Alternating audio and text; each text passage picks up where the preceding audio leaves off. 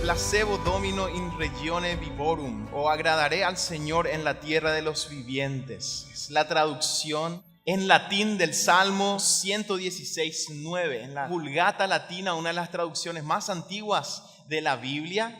Y obviamente esto fue traducido del hebreo al latín, y el encargado de esta traducción fue Jerónimo, que al final del siglo IV tradujo toda la Biblia al latín, y esa versión por mucho tiempo fue la versión oficial de la Iglesia católica, esa misma versión. Y en este versículo se lee placebo domino in regione vivorum. Aquellos que estudiaron latín todavía en la escuela, siempre es lindo escucharme, dicen, ¿verdad? Yo ya no estudié en latín. Pero es interesante algo. Los traductores modernos dicen que en realidad no es una traducción exacta de este versículo originalmente en hebreo, que debería ser la traducción exacta, ambulavo coram domino, o caminaré o andaré delante del Señor. Así lo tenemos en la Reina Valera, Salmo 116:9. Andaré delante de Jehová en la tierra de los vivientes. Y a pesar de que es una traducción inexacta, esta palabrita sobrevivió al paso del tiempo, esta palabrita placebo. Muchos habrán escuchado, los médicos acá sabrán también. Placebo normalmente es un medicamento que en realidad no tiene nada adentro, que se utiliza más bien para calmar en algunos casos o en otros casos para algunas pruebas. Placebo se popularizó y al final del siglo XVIII este término entró en la jerga médica. ¿Y para qué se utilizaba o se utiliza un placebo? Un placebo al inicio se utilizaba simplemente para calmar, porque en alguna situación, en una enfermedad grave, el paciente decía, dame algo, doctor, y el doctor tal vez le decía, no hay nada que te pueda dar, algo tenés que darme. Entonces el doctor buscaba cualquier jarabe que él hizo y le daba, y entonces el paciente se calmaba. Una de las funciones principales de un placebo es calmar. Y la traducción al latín justamente decía, agradaré al Señor. Entonces el placebo es agradar. Y este medicamento, que es un placebo, sirve entonces para agradar. Hoy en día los placebos se usan para probar nuevas drogas. En pruebas clínicas, si se está probando una nueva droga contra una enfermedad, entonces se elige a una población y una parte de esa población consume verdaderamente la droga que está siendo desarrollada, y a la otra parte se le da un placebo, algo que no contiene nada. Entonces se hace esta prueba. Si la droga produce un efecto diferente de aquel que produce el placebo, entonces quiere decir que probablemente realmente va a ser efectiva. Pues lo más notable de todo es que el placebo en muchos casos funciona. Funciona, la gente se siente mejor. Y no sé si es el contexto, los médicos de aquí me dirán, no sé si alguna vez dieron un placebo nomás, ¿verdad? Pero el contexto quizás me dio un médico, este es el remedio, hace que la gente se sienta mejor o que los síntomas se vuelvan menores o incluso en algunos casos desaparezcan. Ese es el poder de un placebo. Puede calmar, pero en realidad no cura. Nuestro tema de hoy tiene que ver con un diagnóstico, el diagnóstico de la peor de las enfermedades humanas. Y también tiene que ver con un tratamiento propuesto para esta enfermedad. Y también vamos a hablar de placebos que como seres humanos consumimos o utilizamos para calmar esta enfermedad, pero que no pueden curarla verdaderamente. Se trata de una declaración más de Jesús. Aquellos que nos están visitando, estamos en medio de una serie de mensajes que titulamos Jesús ¿para qué?, en donde estamos viendo algunas declaraciones de Jesús con respecto a su venida. Vimos que, por ejemplo, Jesús dijo de sí mismo que Él vino para buscar y salvar lo que se había perdido. Jesús dijo, el Hijo del Hombre dijo de sí mismo, no vino para ser servido, sino para servir y dar su vida en rescate por muchos. El domingo pasado estuvimos hablando de que Jesús dijo, yo no vine a abolir la ley, a destruir la ley, sino a cumplir la ley. Y hoy vamos a ver una declaración más de Jesús. Él dijo, en Lucas capítulo 5, versículos 31 y 32 leemos, los que están sanos no tienen necesidad de médicos, sino los enfermos. Y Jesús decía, no he venido a llamar a justos, sino a pecadores al arrepentimiento. esta declaración resalta una vez más el propósito de la fe en Jesús. Creer en Él debería ser una cuestión de vida o muerte, de sanidad o enfermedad. Sin embargo, para muchos, su fe no es más que un placebo, algo que calma en ciertas circunstancias, algo que tranquiliza en alguna situación, pero que no produce un efecto real y duradero. Para comprender con plenitud esta declaración, veremos dos historias que la rodean y vamos a ver el diagnóstico que Jesús hizo para esta enfermedad humana. Vamos a ver dos placebos comunes que como seres humanos utilizamos para calmar la enfermedad, pero que no puede curarla. Y finalmente vamos a ver cuál es el tratamiento que Jesús propuso para esta enfermedad. Así que vamos a ver nuestro primer punto, entonces el diagnóstico, y vamos a leer Lucas capítulo 5, versículos 17 al 26. Tenemos ahí arriba también Lucas capítulo 5, versículos 17 al 26. Dice así la palabra del Señor. Aconteció un día que él estaba enseñando, Jesús, y estaban sentados los fariseos y doctores de la ley, los cuales habían venido de todas las aldeas de Galilea y de Judea y Jerusalén, y el poder del Señor estaba con él para sanar.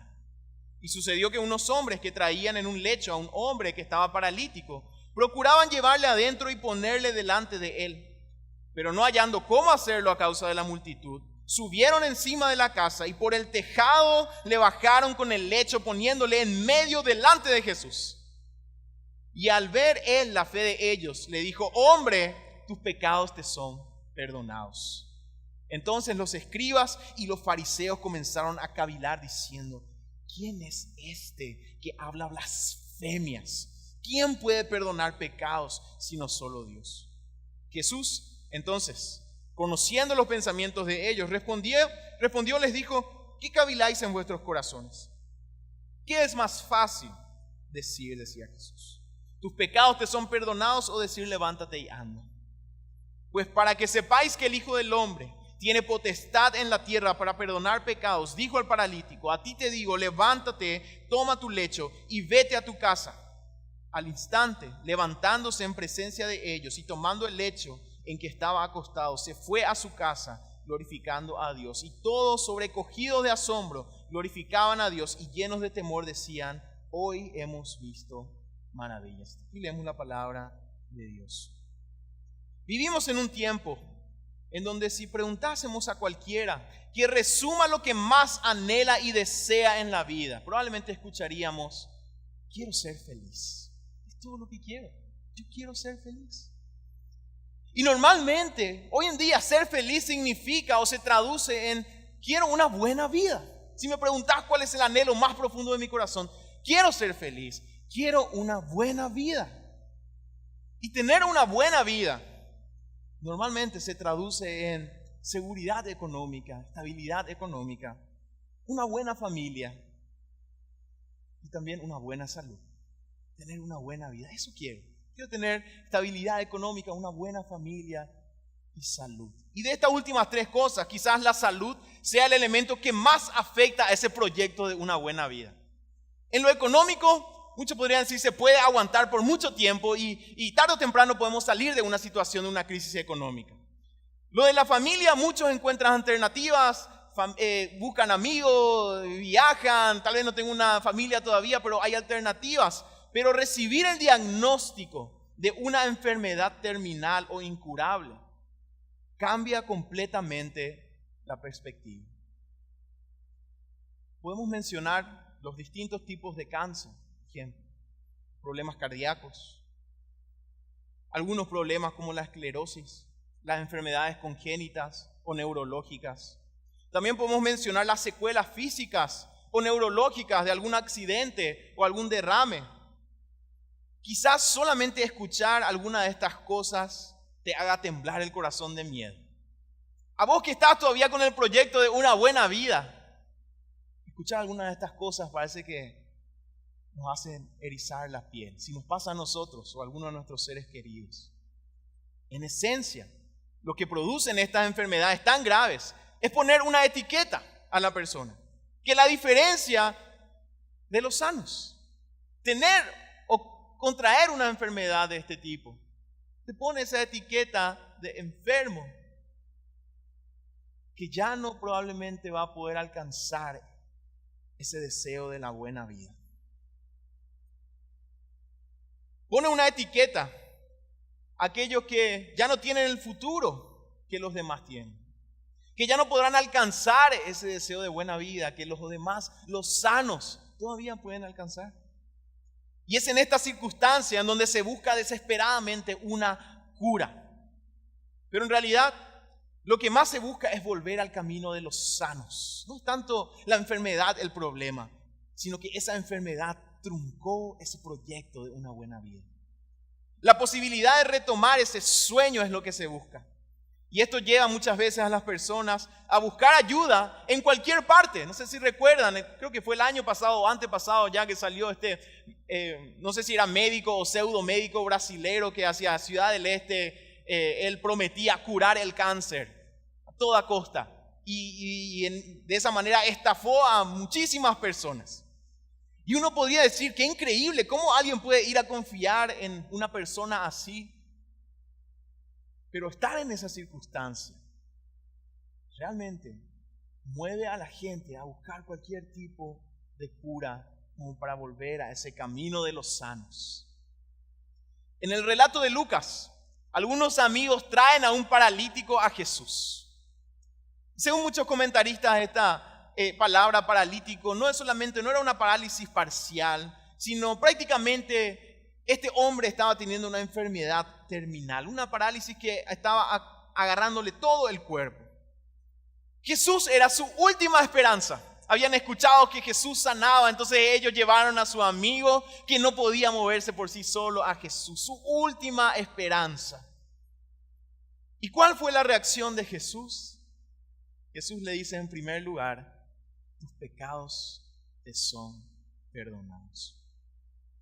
Imagínate ir hoy a un oncólogo con tu diagnóstico negativo y que éste te diga, tranquilo, amigo, amiga, tus pecados te son perdonados.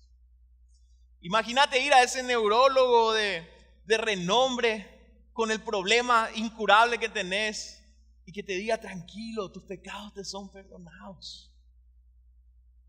Imagínate ir a ese médico que conseguiste con mucho esfuerzo y dinero y con todo lo que tenías, tal vez vendiendo todo lo que tenías para consultar con este médico, y este médico te dice, tranquilo, tus pecados te son perdonados.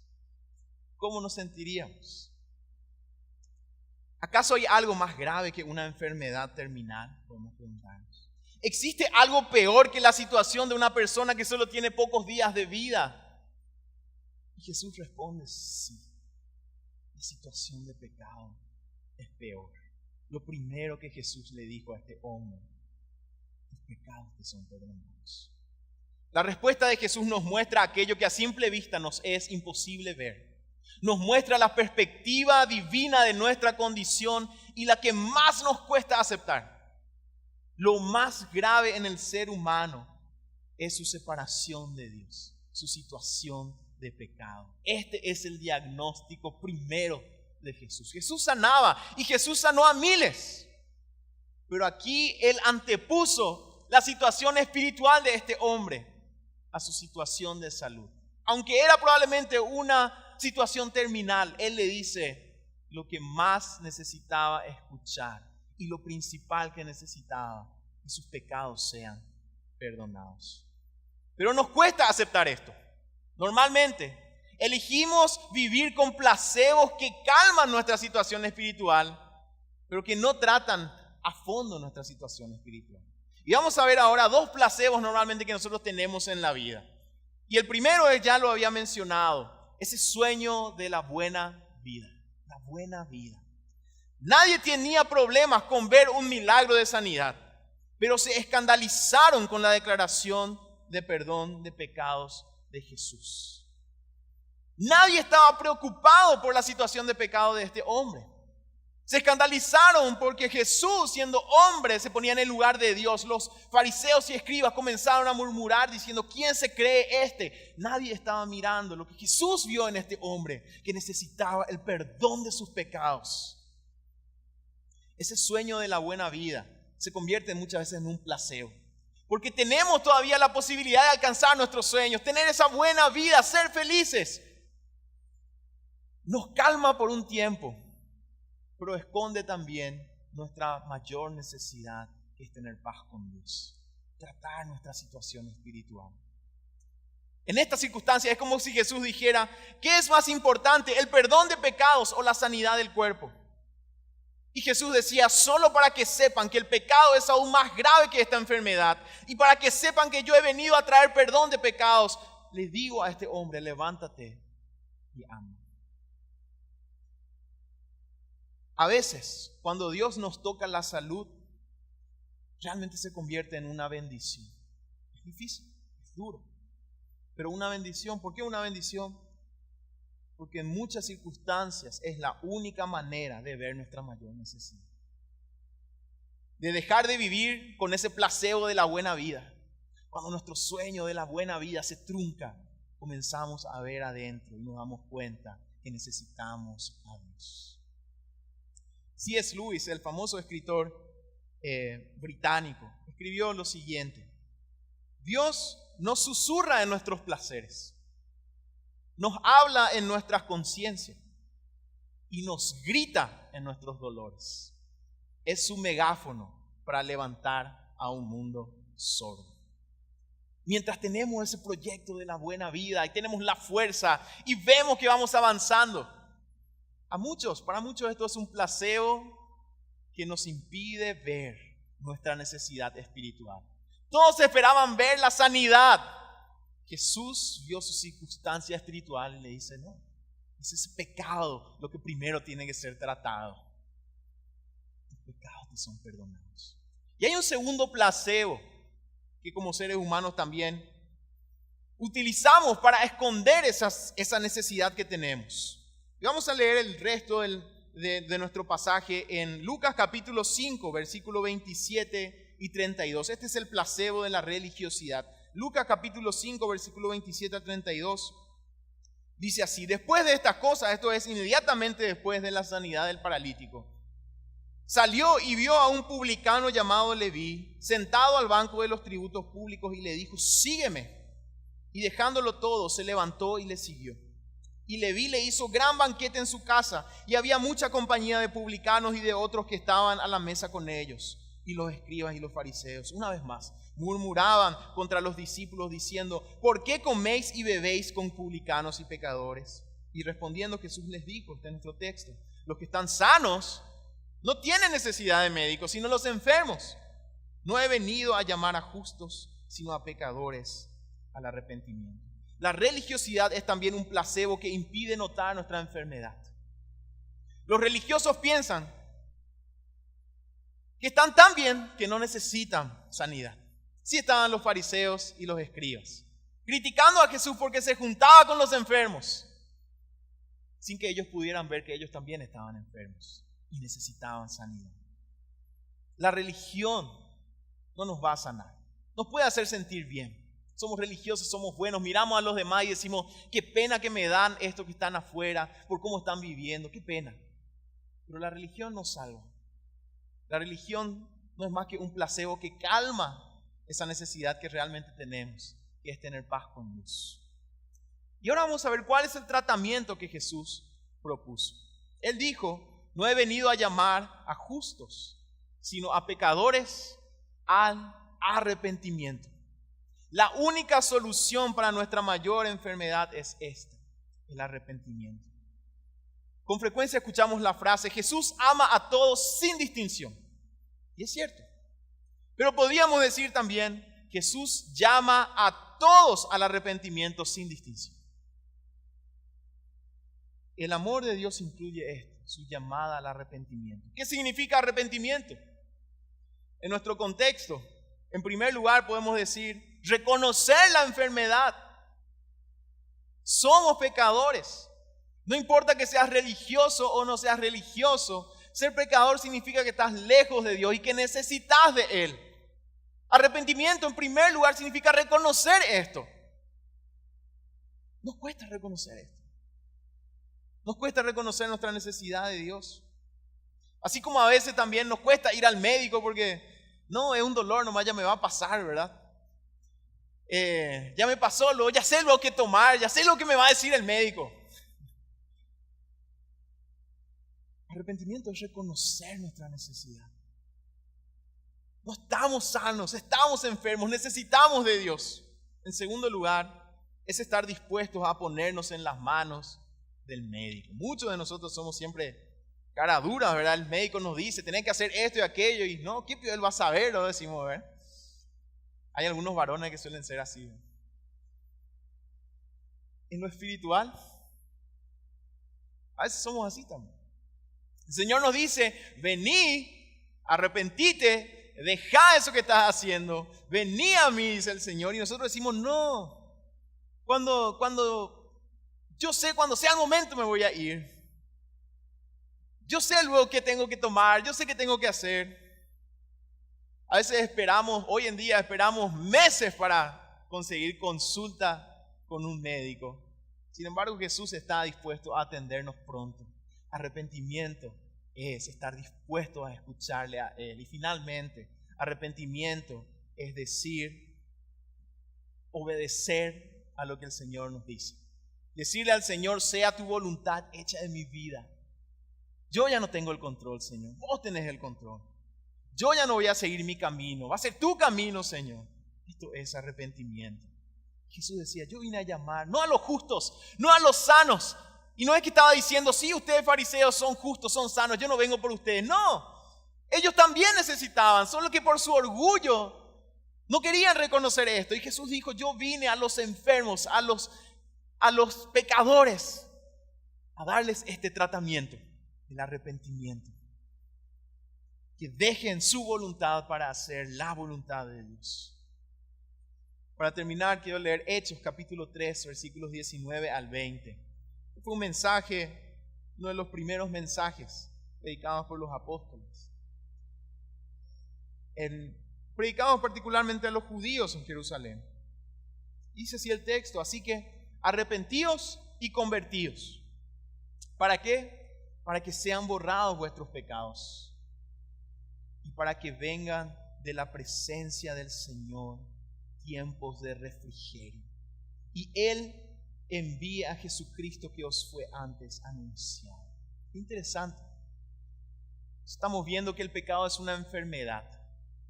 Y aquí también el mensaje era arrepiéntanse para que vengan tiempos de refrigerio. A veces nos preguntamos, ¿por qué es lo que no tengo esa paz? Quiero ser feliz, quiero esa buena vida. Pero en realidad nuestra meta está equivocada. Porque para encontrar ese gozo y esa paz y esa felicidad, nosotros tenemos que buscar a aquel que es la vida, a Jesús. Y arrepentirse es decir, yo ya no tengo esta meta de tener la buena vida. Yo tengo esta meta de seguir a mi Señor. ¿Y saben cuál es el resultado? Tiempos de refrigerio, paz, gozo. No importa, tal vez conoces al Señor, pero no puedes decir yo vivo en tiempos de refrigerio. No puedes decir yo vivo en tiempos de paz. No tengo paz. El mensaje es el mismo. Arrepentidos y convertidos. Yo no vine a llamar a justos. Reconoce tu necesidad. Reconoce tu enfermedad. Decía el Señor, yo no vine a llamar a los sanos. Yo soy el médico que viene a ayudar a los enfermos. Reconoce tu enfermedad. Pero también aceptar este tratamiento, arrepentimiento. ¿Por qué no encontrás paz? Porque estás buscando tu propio camino. ¿Por qué no encontrás tiempos de refrigerio? Porque estás buscando tu propia meta. Rendite al Señor y decirle al Señor, yo quiero hacer tu voluntad, que tu voluntad sea hecha en mi vida. Y el resultado va a ser esa paz que sobrepasa todo entendimiento. Invito que puedas inclinar sus cabezas, cerrar los ojos. Y si hay aquí una persona que por primera vez está escuchando el llamado del Señor, por primera vez está escuchando, o por primera vez claramente está escuchando que el Señor está diciendo, arrepentite, vení, yo te voy a sanar, yo te voy a restaurar. Si hoy estás escuchando este llamado del Señor, yo te invito a que puedas hacer una oración que no es más que un paso de obediencia, diciéndole al Señor, sí Señor, escucho tu voz, ven a mi vida, te necesito. Y si estás escuchando este llamado, te invito a que hagas esta oración de todo corazón conmigo y decirle, Señor Jesús, soy pecador, estoy enfermo y sé que mi mayor necesidad es espiritual. Hoy escuché eso y escuché tu llamado. Quiero pedirte que vengas a mi vida, que me restaures, me renueves, y seas mi Señor. Quiero hacer tu voluntad de hoy en adelante. Ven a mi vida, Jesús, te necesito. Quiero esto, Padre, en el nombre de Jesús. Amén. Y la palabra de Dios dice que todos hemos pecado, pero Dios cargó en nuestro Señor el pecado de todos nosotros, para que nosotros podamos ser los justos, no por nuestros méritos, sino por los méritos de Jesús. Y aquel que cree en Él tiene esta libertad.